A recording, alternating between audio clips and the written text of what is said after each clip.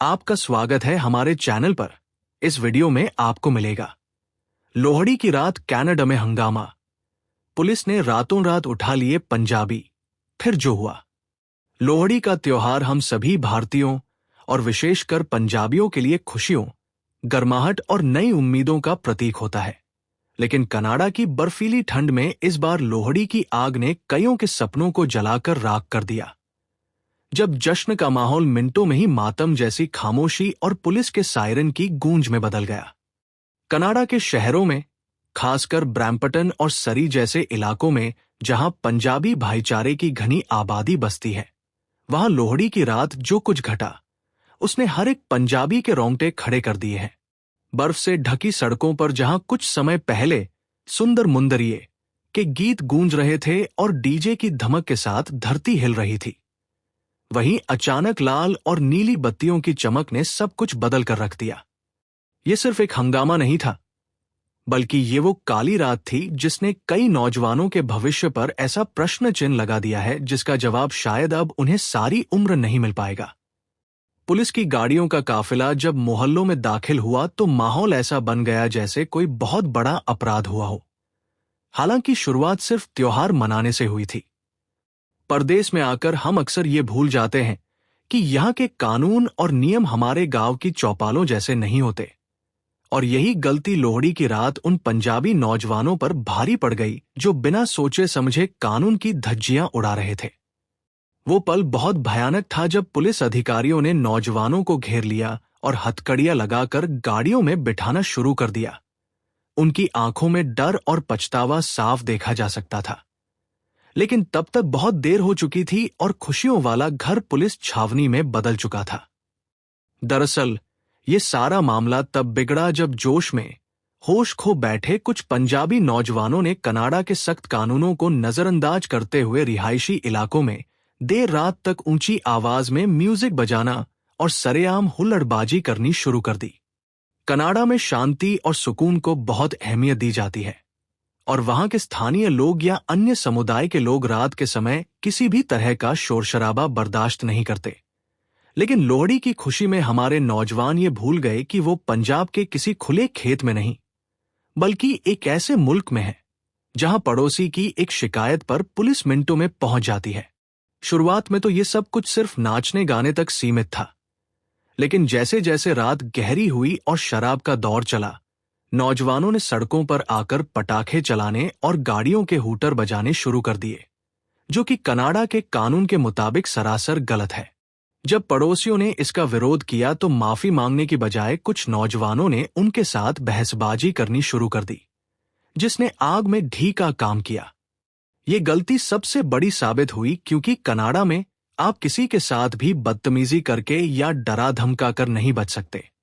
पड़ोसियों द्वारा की गई एक फोन कॉल ने पुलिस प्रशासन को हरकत में ला दिया और देखते ही देखते जश्न वाली जगह पुलिस के घेरे में आ गई। ये वो समय था जब नशे में धुत नौजवानों को ये एहसास भी नहीं था कि उनकी ये एक रात की मस्ती उनके वर्क परमिट, स्टडी वीजा और कनाडा में पक्के होने के सुनहरे सपने को हमेशा के लिए खत्म कर सकती है और उन्हें वापस भेज सकती है।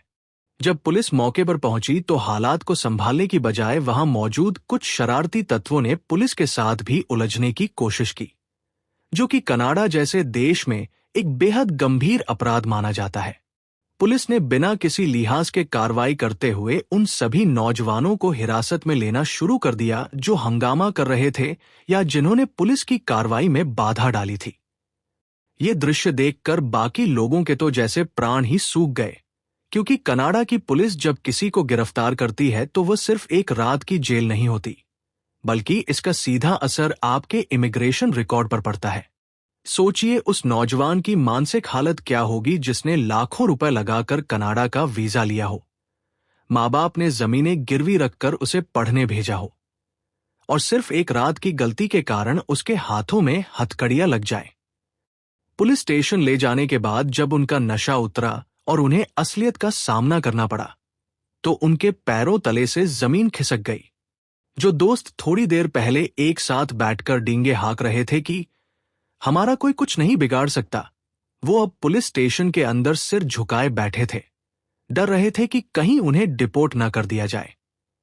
ये सिर्फ कानूनी कार्रवाई नहीं थी, ये उनकी जिंदगी के सबसे बड़े संघर्ष की शुरुआत थी, जहां एक तरफ वकीलों की महंगी फीस थी और दूसरी तरफ भारत वापस भेजे जाने का खौफ था, जो उन्हें अंदर ही अंदर खाए जा रहा था। इस घटना का सबसे दर्दनाक पहलू पंजाब में बैठे उन माँ बाप के साथ जुड़ा है जो लोहड़ी की सुबह अपने बच्चों की फोन कॉल का इंतजार कर रहे थे। पंजाब में माता पिता पारंपरिक तरीके से लोहड़ी मना रहे थे, गुड़ और मूंगफलियां बांट रहे थे और बड़े चाव से लोगों को बता रहे थे कि उनका बेटा कनाडा में है। लेकिन जब फोन की घंटी बजी तो उधर से हैप्पी लोहड़ी की आवाज नहीं आई, बल्कि किसी दोस्त या वकील की ये मनहूस खबर मिली कि उनका बच्चा पुलिस हिरासत में है। कल्पना कीजिए उस मां के दिल पर क्या गुजरी होगी जिसने अपने बेटे की सलामती के लिए अरदासें की थी, पर बदले में उसे ये सुनना पड़ा कि उसका बेटा अब जेल की सलाखों के पीछे है। पिता की वह पगड़ी जो बेटे के विदेश जाने पर गर्व से ऊंची हुई थी, अचानक शर्म से झुक गई। ये खबर गांव में आग की तरह फैल जाती है और लोग तरह तरह की बातें बनानी शुरू कर देते हैं। माँ बाप के लिए ये सदमा बर्दाश्त करना बहुत मुश्किल होता है, क्योंकि वो तो ये सोच रहे थे कि बच्चा विदेश में मेहनत कर रहा है, पढ़ रहा है और डॉलर कमा रहा है, लेकिन यहां हकीकत कुछ और ही निकली।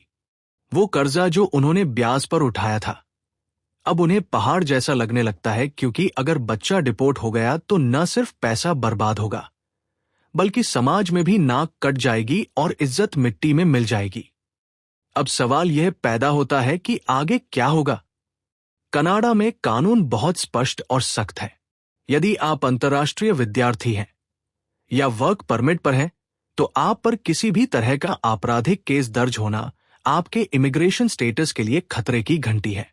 पुलिस ने जिन नौजवानों को उठाया है, उन पर डिस्टर्बिंग पीस, शांति भंग करने, पुलिस के साथ उलझने और सार्वजनिक जगह पर शराब पीने जैसी धाराएं लगाई जा सकती है। यदि ये दोष अदालत में साबित हो जाते हैं, तो उनका पुलिस रिकॉर्ड खराब हो जाएगा।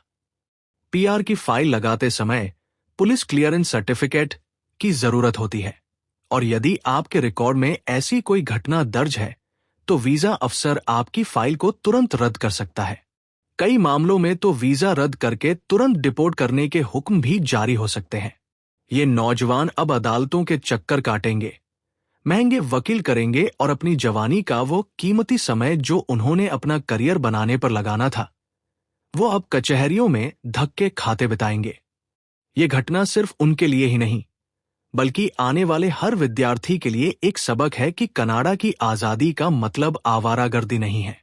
यदि हम इस पूरी घटना के निचोड़ और शिक्षा की बात करें, तो हमें यह समझना होगा कि त्योहार मनाना गलत नहीं है, पर दूसरों के हकों और कानून का सम्मान करना सबसे पहले आता है। इससे हमें यह महत्वपूर्ण शिक्षा मिलती है कि परदेश में रहकर हमें दोगुनी जिम्मेदारी के साथ विचरण करना चाहिए। हमारी एक छोटी सी गलती, एक पल का गुस्सा या नशे की हालत में उठाया गया गलत कदम हमारी सारी उम्र की मेहनत पर पानी फेर सकता है। माँ बाप बहुत उम्मीदें लगाकर बच्चों को भेजते हैं, उनके सपनों का कत्ल करने का हक हमें नहीं है। आज वो नौजवान जो जेल की सलाखों के पीछे बैठे पछता रहे हैं, काश उन्होंने उस वक्त थोड़ा संयम बरता होता।